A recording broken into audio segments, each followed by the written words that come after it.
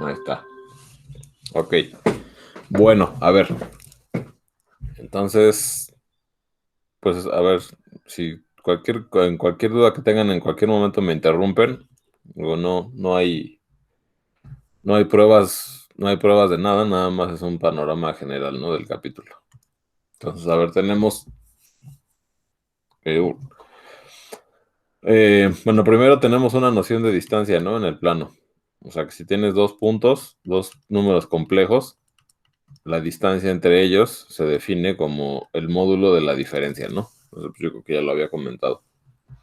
Entonces, una isometría del plano, pues es una función del plano en sí mismo que satisface que la distancia entre cualesquiera dos puntos del plano es la misma que la distancia entre las imágenes de los puntos tras aplicar la función. Eso es una isometría, así por definición. La idea de este capítulo es estudiar clasificar las isometrías del plano. O sea, dar una forma de poder entender cómo son las isometrías del plano y decir, una isometría es alguna de estas opciones, ¿no?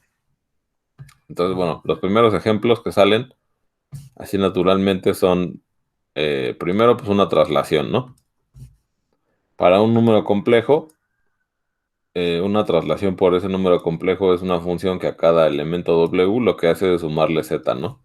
O sea, aquí z es un número complejo fijo y la traslación por z es simplemente a cada variable, digamos a cada número complejo distinto que tú le metas aquí, la traslación es simplemente a ese número complejo W sumarle z. Bien. Entonces, bueno, más o menos una forma de visualizar la traslación, pues es así, ¿no? O sea, cada punto del plano complejo se mueve en la dirección de z, el módulo de z, ¿no?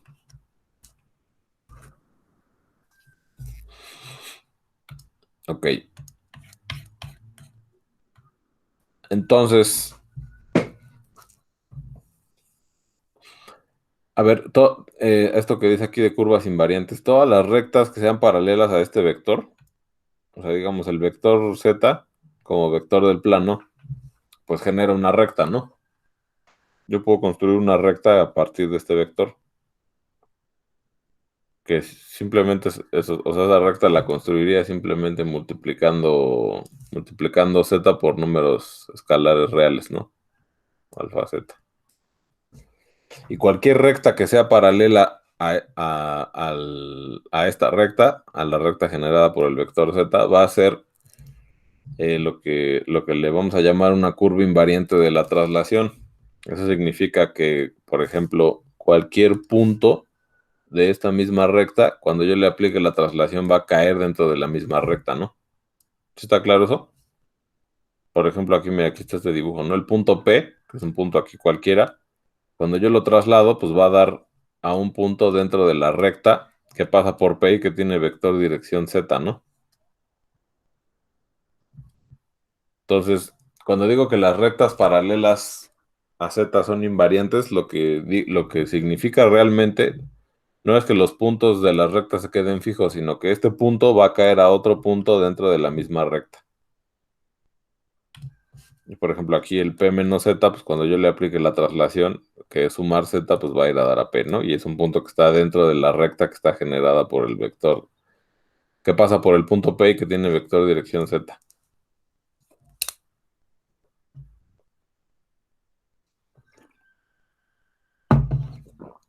¿Cómo ven?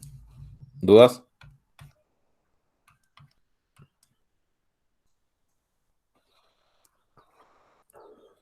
Bueno, me interrumpen en cualquier momento, ¿no? Que si tienen alguna duda. Entonces, bueno, pues justo lo que tengo aquí, ¿no? Todas las rectas que sean paralelas al vector Z cumplen que la traslación aplicada a toda la recta, pues me ocupe la misma recta. No quiere decir que los puntos se queden fijos, nada más quiere decir que los puntos de la recta, tras aplicar la traslación, van a caer dentro de la misma recta.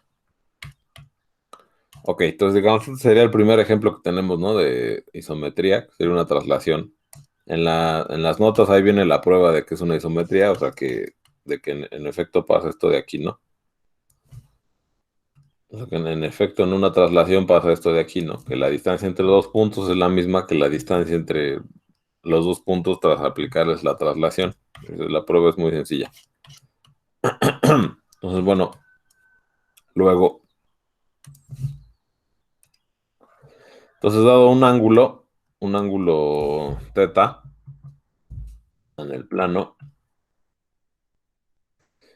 una rotación alrededor del cero, alrededor del origen, se define como la siguiente función que va de C en C, como r θ aplicado al complejo Z, es simplemente multiplicar e a la i θ por el complejo Z. O sea, aquí lo que estamos haciendo es que al complejo del dominio, al número complejo, lo estamos multiplicando por un número complejo de módulo 1. Si se acuerdan de eso, multiplicar complejos es multiplicar módulos y sumar argumentos. Entonces, lo que realmente estoy haciéndole al complejo Z es, como el complejo e a la i θ tiene módulo 1, pues el módulo de Z no va a cambiar, pero como multiplicar complejos es multiplicar módulos y sumar argumentos, el módulo no va a cambiar, pero el argumento de Z sí se va a mover justamente el argumento de este complejo de aquí que es θ, ¿no? Entonces, bueno, pues aquí les puse un dibujo de qué es lo que pasa. Tú tienes el complejo Z, cuando lo multiplicas por e a la i θ, el módulo de Z no cambia, porque el módulo de e a la i θ es 1, y el argumento cambia ¿cuánto? Pues θ, justamente lo que estamos rotando, ¿no? Entonces, esta es una rotación alrededor del origen, ¿no? Aquí está el origen, el 0, y la rotación es simplemente multiplicar por e a la i θ. Ahora, si le aplicamos la rotación al punto 0, al origen, entonces, pues esto me lo deja fijo, ¿no? Porque 0 por e a la i θ, pues es 0, ¿no? Entonces, esta isometría simplemente, pues a todos los puntos que no son el 0 los rota un ángulo θ y el 0 se queda fijo, ¿no? Es el centro de la rotación. Ok. Ahora, aquí lo que estoy diciendo es que naturalmente yo puedo, multiplicando por e a la i θ, yo puedo rotar alrededor del 0, pero yo quisiera poder rotar alrededor de cualquier punto en el plano. Entonces, justamente lo que se hace aquí después es definir una rotación alrededor de cualquier punto P. Lo que se hace aquí con esto que estoy diciendo aquí, ¿no? Entonces, a ver, yo me paro en un punto P,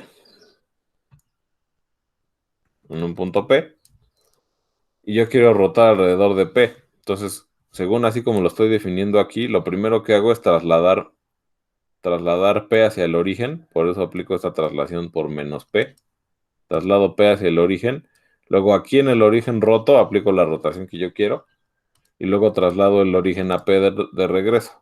Y esa, digamos, sería la forma de poder rotar alrededor de cualquier punto.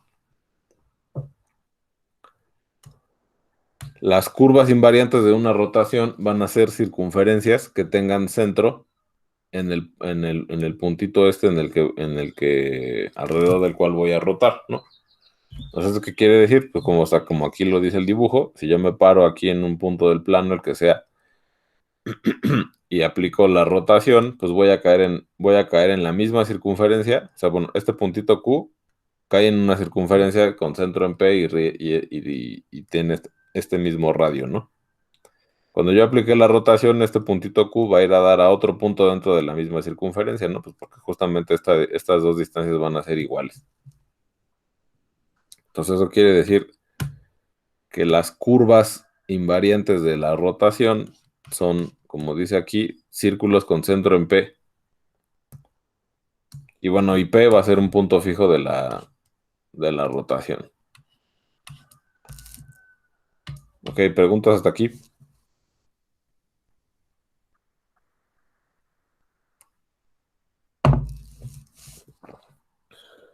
¿Seguros?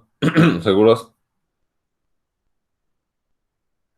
A ver, por ejemplo, Jessica Noemí, ¿tienes alguna duda?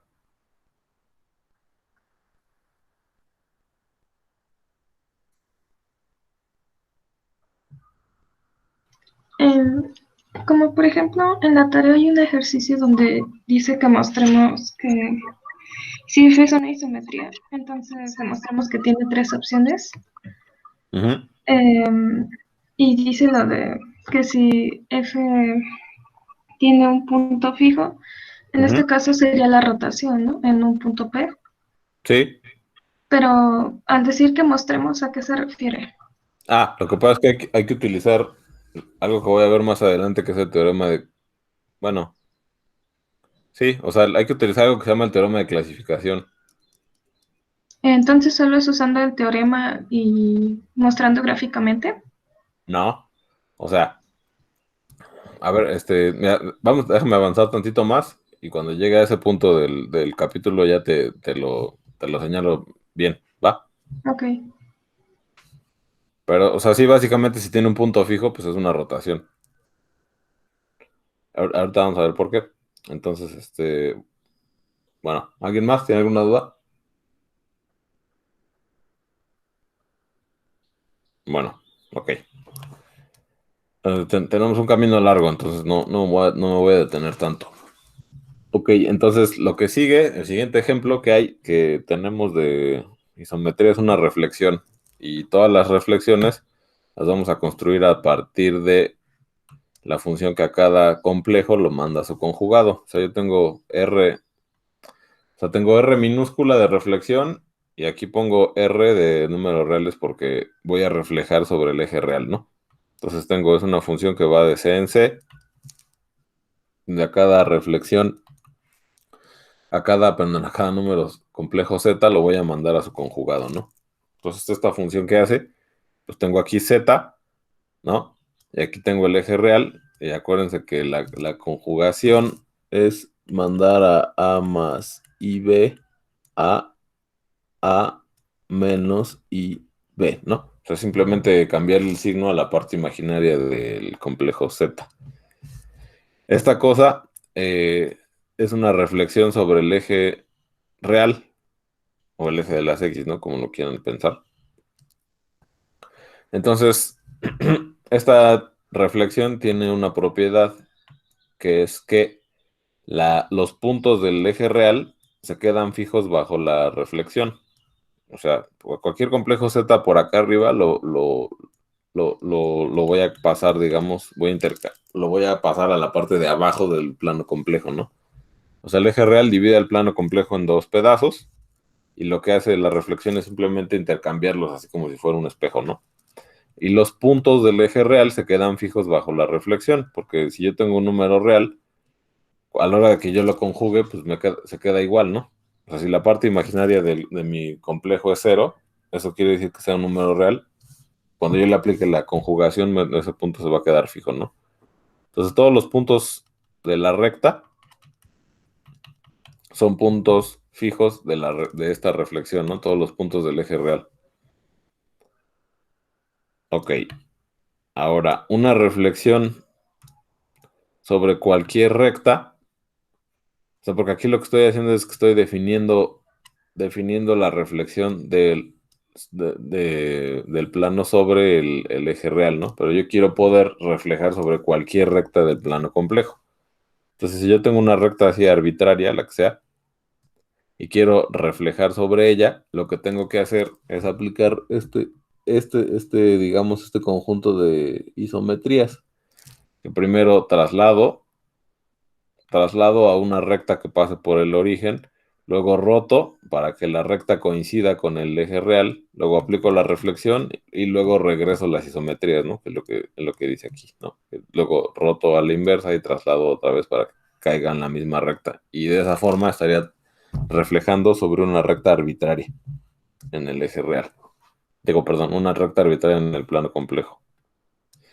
esta reflexión también cumple que los puntos de la recta se quedan fijos bajo la reflexión. Y además, lo que dice aquí, ¿no? Que todas las rectas ortogonales a, a L, aquí no sé por qué puse así, pero bueno, a L, al eje de reflexión, son puntos fijos de la reflexión, ¿no? O sea, lo que quiere decir eso es que, por ejemplo, si yo me tomo un punto, por ejemplo, aquí, si por ejemplo yo me tomo este punto, P, entonces cuando yo le aplique la reflexión, este punto va a ir a dar a otro punto que esté en la misma recta ortogonal y donde esta distancia y esta distancia sean iguales, ¿no? Porque justamente los puntos fijos, los puntos de la recta son puntos fijos.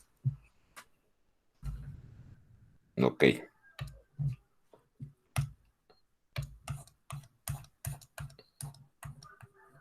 Bien, ¿hasta aquí alguna pregunta?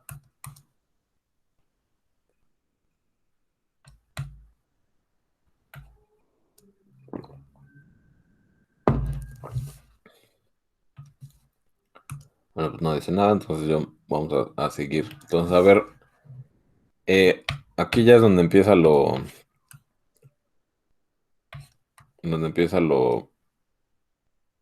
pues, yo siento que la mayoría de los ejercicios salen de esto que vamos a ver ahorita. Ahora, tenemos el teorema de las tres reflexiones, que es que cualquier isometría, digo, o sea, la demostración de esto, pues la pueden checar ahí en las notas, ¿no? No está un poco larga, pero no es difícil. Pero aquí pues no tenemos tiempo para hacer la prueba, porque me tomaría el resto de la clase, ¿no? Pero bueno, tenemos que cualquier isometría es una composición de a lo más tres reflexiones. Lo que quiere decir este teorema es que cualquier isometría tú la puedes expresar como una cantidad de reflexiones, o sea, la puedes expresar como una reflexión, composición de dos reflexiones o composición de tres reflexiones, ¿no? O sea que las reflexiones son algo así como los números primos de las isometrías, ¿no? Así como cualquier número entero, lo puedes descomponer como producto de primos. También cualquier isometría la puedes descomponer como una composición de funciones donde cada función es una reflexión. Esa es la idea de este teorema. Y además necesitas a lo más tres reflexiones para describir cualquier isometría del plano. Entonces, Jessica, tú eres la que me preguntabas hace rato, ¿no? Lo del punto fijo, una isometría con un punto fijo. Entonces, a ver, lo que hay que hacer es irse por casos viendo qué pasa en cada caso, ¿no? Si tienes que una isometría es composición de tres reflexiones, a lo más tres reflexiones, entonces hay que decir, bueno, cuando es una reflexión, pues ya sé, ¿no? Ya sé que isometría es una reflexión. Cuando son dos reflexiones, ¿qué pasa en ese caso? Es lo que vamos a ver ahorita. Si yo tengo dos reflexiones, entonces dos reflexiones sobre dos rectas L y M, pues entonces yo tengo dos casos posibles nada más, únicamente dos, que las rectas se corten en un punto o que las rectas sean paralelas. Si las rectas se cortan en un punto y hacen un ángulo teta entre ellas, entonces la composición de reflejar sobre L y luego reflejar sobre M, pues va a ser una rotación alrededor de este punto. Ahora, eso me puedo dar cuenta pues más o menos fácilmente porque, por ejemplo, los puntos de la recta L se quedan fijos cuando yo reflejo sobre L y los puntos de la recta M también. Eso quiere decir que este puntito de aquí que está en las dos rectas se queda fijo bajo la rotación, pero bajo las dos reflexiones, ¿no? Y eso sucede en una rotación alrededor de P, ¿no? Que este punto se queda fijo. Y bueno, luego ya, por ejemplo, si yo me tomo este punto de aquí, le aplico la reflexión sobre L, pues se queda fijo, porque los puntos de la recta L se quedan fijos bajo la reflexión sobre L.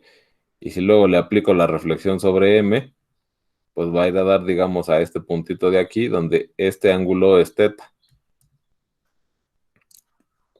De esa forma, pues lo único que le pasó a este punto es que yo lo moví alrededor de el punto, este punto de aquí P, que sería el centro de la rotación. ¿Y cuánto fue lo que lo roté? Pues el doble del ángulo teta, ¿no? Por eso dice que esa isometría es en realidad una rotación alrededor de P,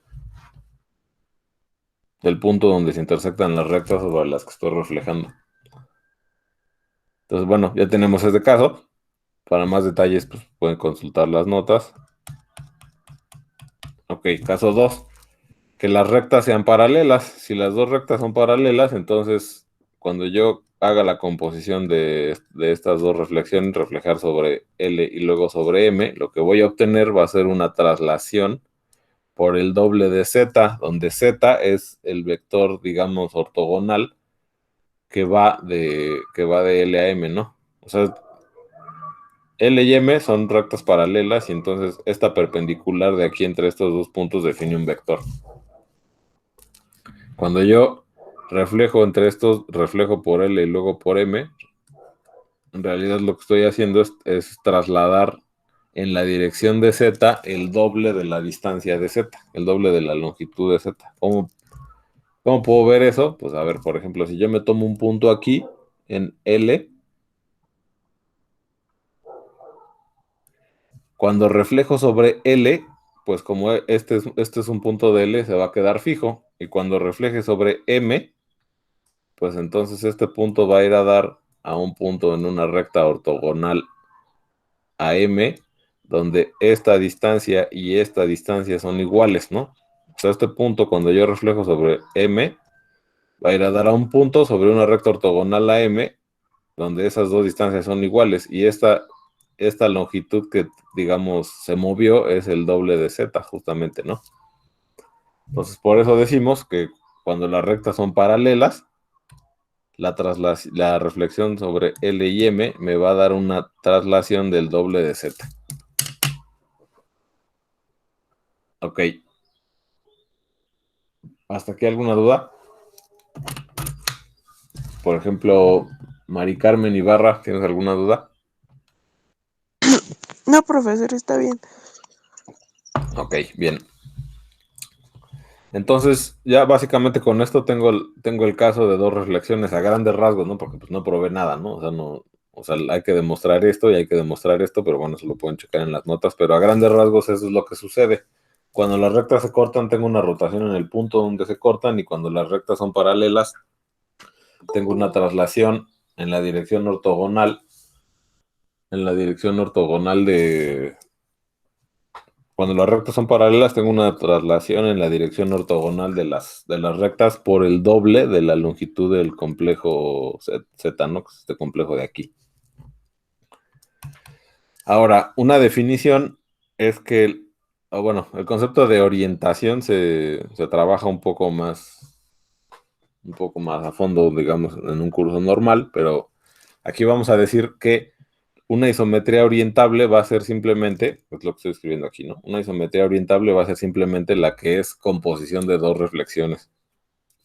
Entonces eso quiere decir que las isometrías orientables del plano siempre van a ser o rotaciones o traslaciones, ¿no? Son composiciones de dos reflexiones. Ok, entonces pues ya tengo, con el teorema de las tres reflexiones tengo que cualquier isometría es composición de a lo más tres reflexiones. Entonces, caso 1, una reflexión, pues ya sé qué isometría es, ¿no? Es una reflexión. Siguiente caso, dos reflexiones, pues si las rectas se cortan es una rotación. Si las rectas son paralelas es una traslación. Entonces ahora falta ver qué pasa en el caso de tres reflexiones. Ok. Entonces aquí, pues también hay que estudiar los casos de qué sucede en cómo son las tres rectas, ¿no? Que tengo. Entonces, a ver, si yo tengo tres rectas que concurren en un punto, o sea, tres rectas que se cortan en un solo punto, entonces esta L, M y N, ¿no? Entonces, otra vez, no lo voy a probar, pero no es difícil. Pueden consultar las notas para eso. Cuando yo reflejo sobre L, M y N, o sea, sobre esta y esta, eso va a ser en realidad una reflexión. Eso está probado ahí en las notas, lo pueden revisar, ¿no? Cuando las tres rectas concurren en un punto, la reflexión sobre las tres te va a dar una nueva reflexión. Nada más una reflexión, ¿no? Ahora, cuando las tres rectas son paralelas, eso también, la composición de estas tres reflexiones me va a dar una nueva reflexión. Entonces, digamos que en este caso, las tres reflexiones no me están dando una isometría nueva, ¿no? ¿Cuándo me van a dar una isometría? Pues en cualquier otro caso que no sea estos dos. Tres reflexiones me va a dar una nueva isometría, que esas isometrías se van a llamar traslaciones espejo. Entonces lo que dice aquí justamente, en cualquier otro caso, una composición de tres reflexiones es una traslación espejo. ¿Qué es una traslación espejo? Una traslación espejo es una composición de una traslación con una reflexión. Entonces aquí tengo, esta composición es una traslación espejo, sí, solo si L y Z son paralelos, o sea, la recta sobre la que estoy reflejando y el vector sobre el que estoy trasladando todo el plano tienen que ser paralelos. Entonces, a ver, aquí les voy a poner un dibujo aquí que trata de ilustrar eso, ¿no? O sea, yo tengo L, una recta sobre la que voy a reflejar, y Z, el vector sobre el que voy a trasladar, ¿no? Entonces, si son paralelos, eso quiere decir que yo estoy, como las curvas invariantes de la traslación son rectas paralelas a Z, eso quiere decir que, por ejemplo, si yo me paro aquí en la recta L, cuando yo le aplique la traslación, pues voy a caer dentro de L, ¿no?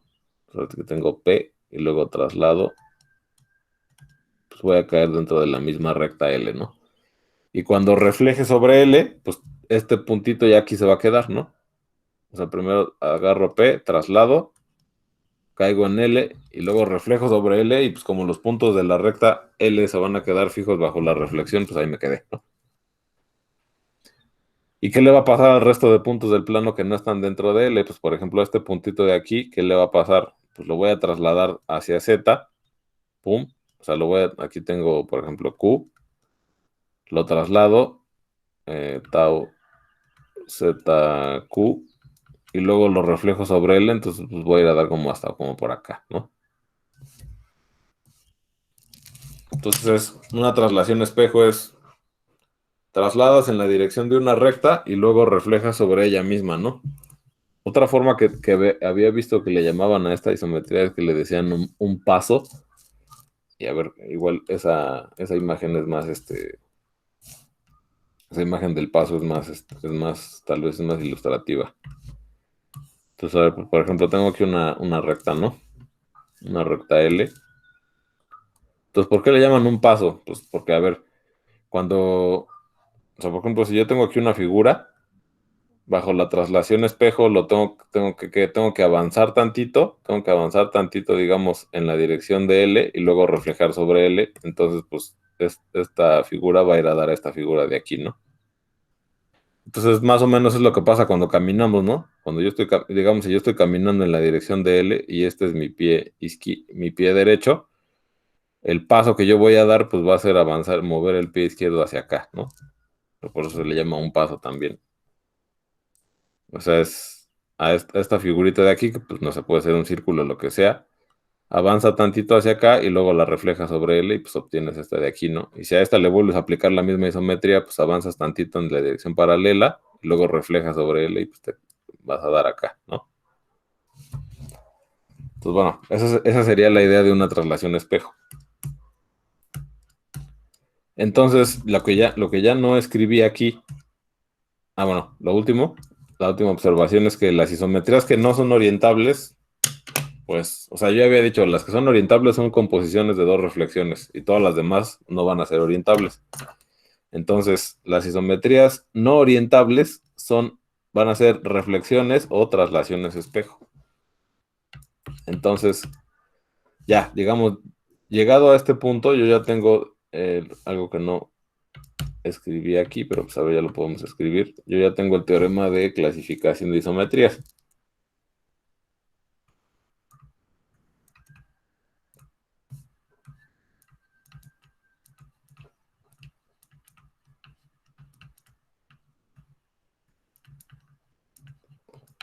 Donde básicamente, ¿qué dice el teorema de clasificación? Pues el teorema de clasificación te dice qué isometría te toca en cada caso, ¿no? Si es una reflexión, pues es una reflexión. Si es dos reflexiones, pues es una rotación o una traslación. Si es tres reflexiones, es una reflexión o una traslación espejo. Entonces, ahora vamos a apuntarlo, ¿no? Teorema de clasificación. Cualquier isometría del plano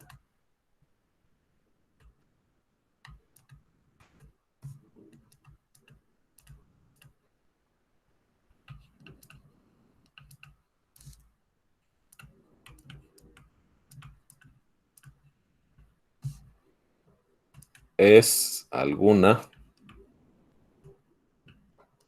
de las siguientes opciones, ¿no?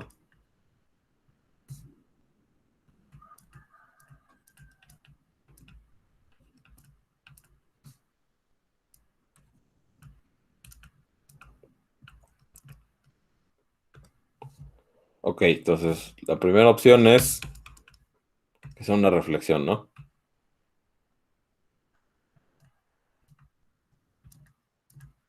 Si es una reflexión, es no orientable.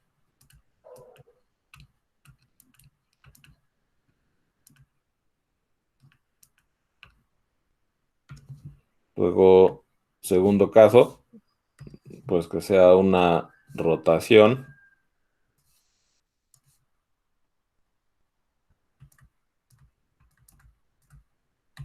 o una traslación.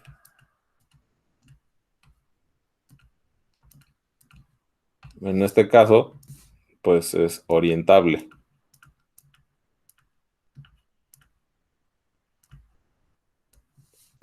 Y finalmente,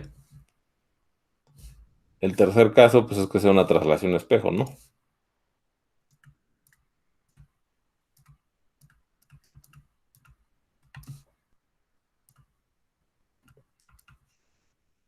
Y en ese caso, pues es no orientable, ¿no?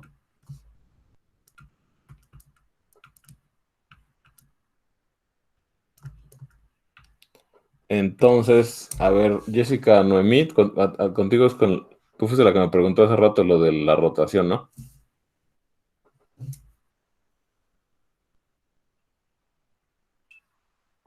¿Sí fuiste tú? Sí. Entonces, a ver, aquí con este teorema ya tengo todas las isometrías posibles, ¿no? Entonces tú dime cuál de todas esas isometrías es la que hace lo que tú me estabas preguntando. O sea, aquí ya tengo todas las posibles, ¿no? Esta o esta, ¿no? Reflexión, rotación, traslación o traslación espejo. Entonces lo que tienes que hacer en varios ejercicios es simplemente decir, bueno, pues yo tengo que cualquier isometría es alguna de estas cuatro, pues cuál encaja, ¿no? ¿Cuál encaja en esa, en esa pregunta? Ajá, sí, pues sí. Bueno, pues muy a grandes rasgos, esto es lo que se hace en el capítulo de isometrías. No sé no sé, tengan alguna duda de lo que les comenté ahorita o no sé, o me quieran preguntar algún ejercicio o algo así.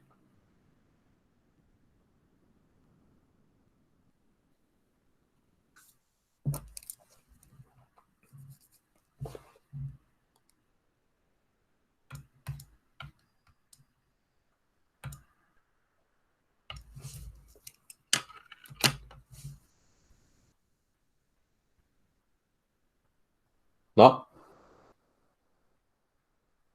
¿Todo bien? Bueno, pues ojalá sí sea en efecto todo bien.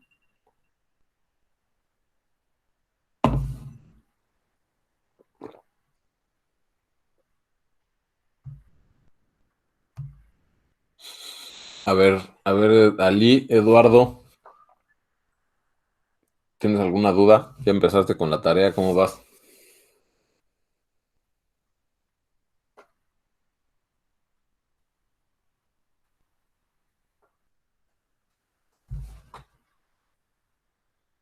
No tengo dudas. Bueno. Diana Paola Cárdenas, ¿tú cómo vas?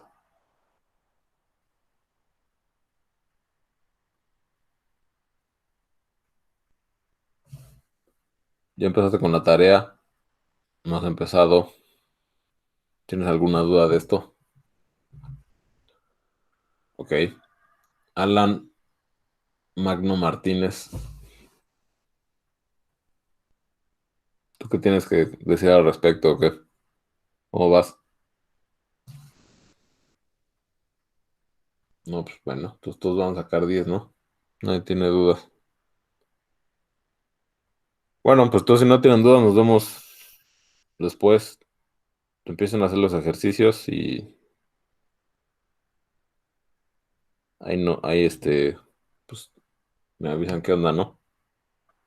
Pero pues no, como no, ojalá, digamos, ya empiecen a hacer los capítulos del capítulo, los ejercicios del capítulo, perdón, para que podamos discutir algo, ¿no? Porque si no empiezan ustedes, pues va a estar complicado que aquí uno venga y les haga todo desde cero. O sea, por lo menos ya les di un panorama general de lo que es el capítulo. Digo, pues según nadie tiene dudas, entonces pues yo supongo que ya aquí podemos dejarlo. ¿Ok? Ok. Va. Bueno, chicos, pues pónganse a trabajar y pues ni modo, así nos tocó este semestre. Todo mocho.